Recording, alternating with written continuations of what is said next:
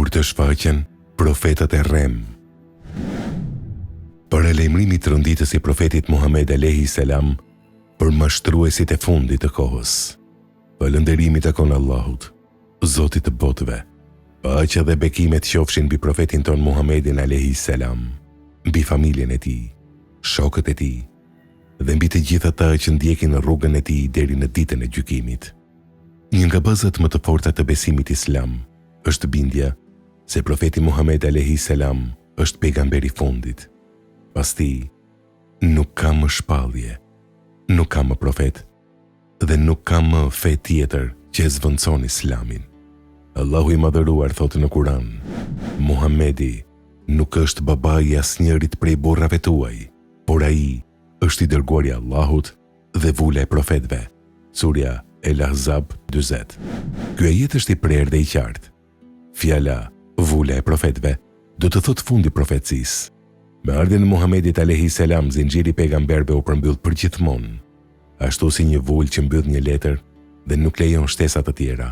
Edhe profecia mori fund me të dërguarin e Allahut alayhi salam.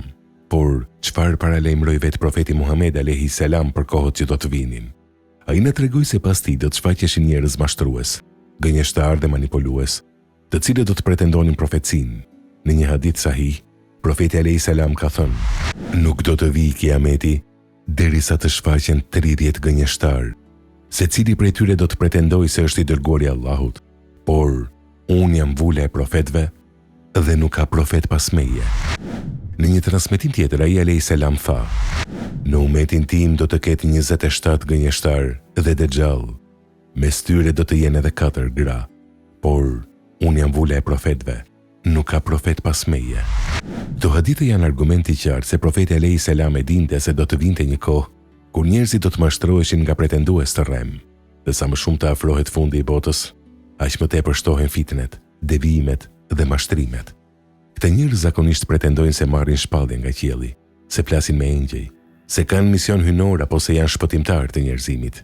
Disa prej tyre manipulojnë fen për pushtet, të tjerë për famë, ndërsa disa për pasuri dhe ndikim mbi njerëzit. Ata përpiqen të ndryshojnë fen e Allahut, të shtojnë shpallje të reja apo të deformojnë Kur'anin dhe Sunetin. Historia islame njeh shumë prej këtyre mashtruesve. Njëri prej më të njohurve ishte Musaileme el-Kedhab, i cili doli në kohën e sahabëve dhe pretendoi se ishte profet. Po ashtu dolën edhe Ezved el-Ansi, Sexha edhe shumë të tjerë. Por ajo që duhet kuptuar është se këta nuk u ndalën vetëm në kohët e hershme. Ata vazhdojnë të shfaqen në çdo epokë. Sot, në kohën moderne, shohim njerëz që pretendojnë se kanë ndriçim hynor, mesazh të ri, fuqi shpirtërore, apo se janë të dërguar special të Zotit. Disa prej tyre arrin të mashtrojnë mira njerëz, sidomos ata që kanë njohuri të dobta fetare. Kjo është arsyeja pse profeti alayhi salam na paralajmëroi që të lidhemi fort pas Kuranit dhe Sunetit. Por cili është dallimi mes profetit Muhammed alayhi salam dhe profetëve të Rem? Dallimi është si nata me ditën. Profeti Muhammed alayhi salam nuk kërkoi pasuri për vete. Ai jetoi me thjeshtësi, vuajti për njerëzit dhe sakrifikoi gjithçka për të përhapur të vërtetën. Allahu e mbështeti me mrekulli, me Kuranin fisnik dhe me moralin më të lartë. Edhe armiqtë e tij e quanin Elemin, besniku. Ndërsa profetët e Rem njihen për gënjeshtra, mashtrime, kontradikta dhe ambicie personale. Ata kërkojnë adhurim për veten, lavdi, pasuri dhe kontroll mbi njerëzit. Mesazhet e tyre bien ndesh me Kuranin dhe Sunetin. Ata nuk sjellin dritë, por konfuzion, nuk sjellin udhëzim, por devijim. Profeti alayhi salam tha: shembulli im me profetët para meje është si shembulli i një njeriu që ndërtoi një shtëpi të bukur, por i mungonte vetëm një tull. Unë jam ajo tull dhe unë jam vula e profetëve. Kjo do të thotë se feja u plotësua me ardhin e tij. Nuk ka nevojë për profet tjetër, sepse Allahu e ka përsosur Islamin. Po Dexhalli është njëri prej tyre.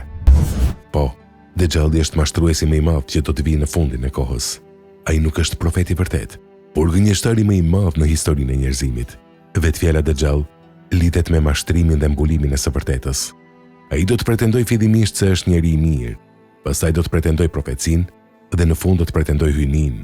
Fitneja e tij do të jetë aq e madhe sa profeti alayhi salam ka thënë se nuk ka fitne më të madhe që nga krijimi i Ademit deri në ditën e Kiametit, sesa fitneja e Dexhallit. Prandaj profeti alayhis salam na mësoi të kërkojmë mbrojtje nga Dexhalli në çdo namaz dhe të lexojmë fillimin dhe fundin e surës El-Kehf. Besimtari duhet të jetë vigjilent. Jo çdo njeri që flet bukur është në të vërtetën. Jo çdo njeri që pretendon mrekulli është i udhëzuar. Standardi ynë është Kurani dhe Suneti autentik. Çdo pretendim që bie ndesh me to është i refuzuar. Në fund, mesazhi është i qartë. Profeti Muhammed alayhis salam është pejgamberi i fundit. Kushdo që pretendon profetësinë pas tij është gënjeshtar, mashtrues dhe devijues. Kjo është një prej shenjave të fundit të kohës dhe një sprov për njerëzit. Allahu na ruaj nga fitnet, nga mashtrimet e profetëve të rrem dhe nga fitneja e Dexhallit. Allahu na bëft prej atyre që kapen fort pas të vërtetës dhe vdesin mbi Islam.